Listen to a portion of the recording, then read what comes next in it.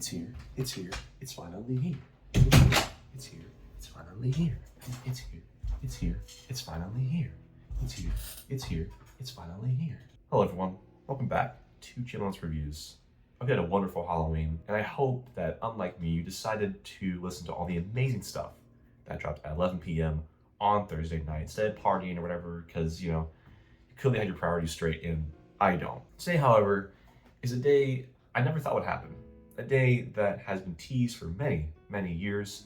The day that The Cure dropped their new record, their first one in 16 years, Songs of a Lost World, who delivered classics such as Pornography, Disintegration, Wish, and Bloodflowers. And please, if you haven't heard these fucking records, do yourself a favor and go listen to them today, pronto. You need to do it right now. They're one of the most popular bands in their heyday, revered to this day by changing the punk and rock scene, and have finally returned with new material. While there are always whispers of a new record existing even back in the early 2010s from Robert Smith, the band's frontman, fans were definitely starting to believe that the record was stuck in purgatory. But lo and behold, just a couple of months ago, we got the coveted announcement the band was dropping this thing on November 1st.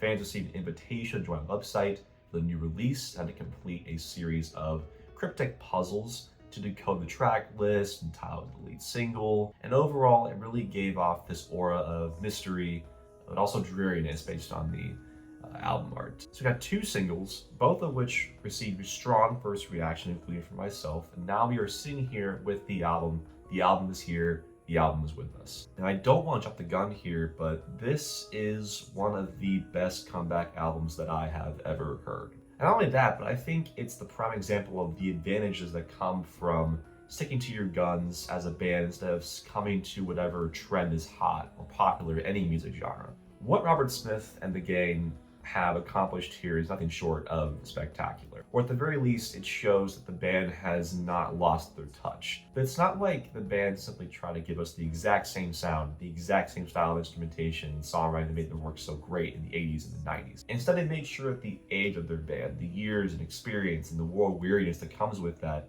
was heavily incorporated into their sound and Robert Smith's lyrics. And that is prevalent immediately from the opening track to this thing alone, which was the big lead single for this huge release. The instrumental on this song was very heavy, very noisy, almost shoegazian at points, and this distorted bass and hazy, distant drums were really, really impactful too.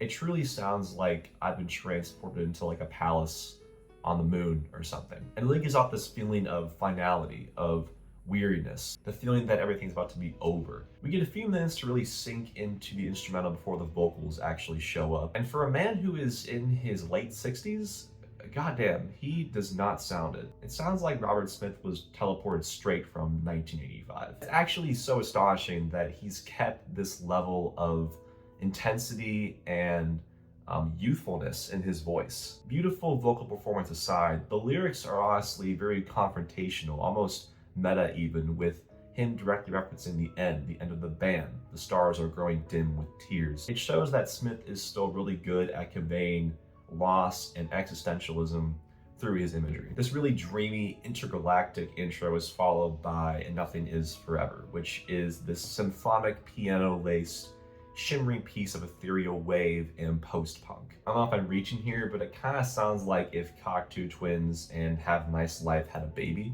The guitar chords and the drums in this thing sound so crisp and really bright. The way the instrumental crescendos with Robert Smith's passionate performance at the right moments is also truly spectacular. And that catchy melodic songwriting is put in an even higher focus on the track A Fragile Thing, the second lead single for the record, which definitely has the most in common with some of the radio hits off of Disintegration, especially with the piano leads, the star of the track, and the drums and bass showing up more prominently in the mix. And Robert's vocal melody on this is really great, and the broken love story that he paints in the song is just classic Cure. I especially love the way he orients the lyrics around a conversation he's having, as it slowly becomes clearer and clearer that this strained relationship that he's in can't be maintained under these circumstances because love is too fragile. It's an amazing track and definitely one my mom would be a big fan of. Then the producers throw us a big curveball with the next track, appropriately titled War Song, which is this pummeling, mournful piece of noise rock and gothic punk. There are also these string sections worked into the mix that add this beautiful elegance to it.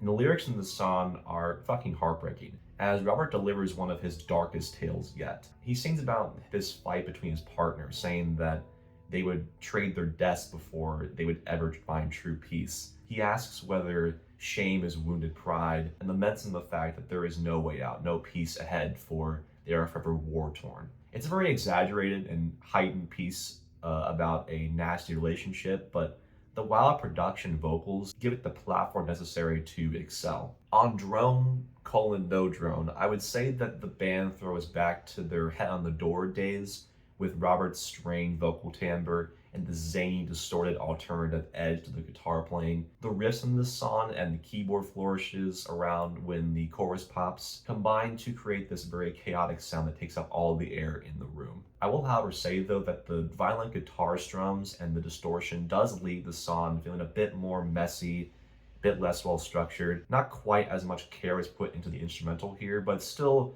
very good. And I do like Robert's eccentric vocal performance here.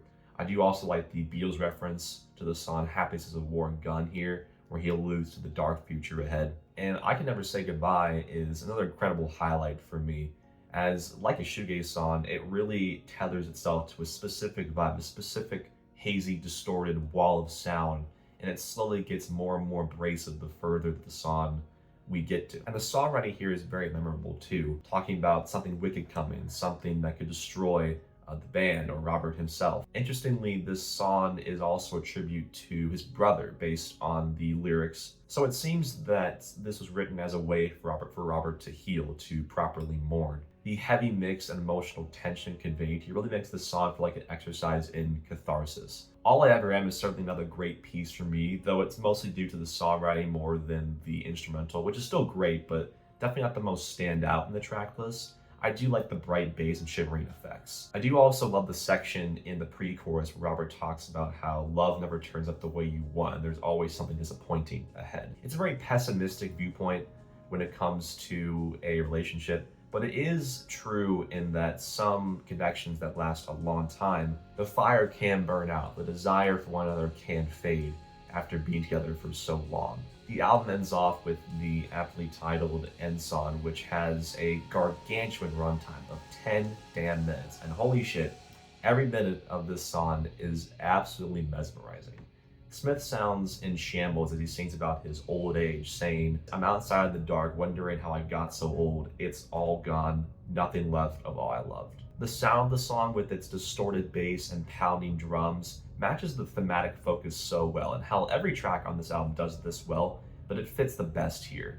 It's like sinking deeper and deeper into a black hole, being slowly numbed into submission by the matter-devoid atmosphere. It's so crazy to me that the glacial pace of these songs is so prominent, but at the same time, the band has never sounded more purposeful, more direct, whisking you away with the catchy rhythm sections, battering you with Simon Gallup's throbbing bass lines, and tearing through your emotional core with Robert Smith's fantastic songwriting. The 16-year wait for the band's return was well worth it, and this record has cemented its status as one of the most sonically dense, emotionally potent, and best comeback albums of all time. Put simply, heartbreak feels good in a place like this. I'm gonna give this album a 91. But what did you guys think of this thing? Was this a triumphant return or massive disappointment for you? Alright, I still gotta get the Mount Erie review out, so stay tuned for that. Like, sub, comment your favorite albums of the year so far, all that. Have a great day. Bundle up out there, dress in layers. It's getting colder. Take care of yourself. Please take care of yourself. Alright. Peace out.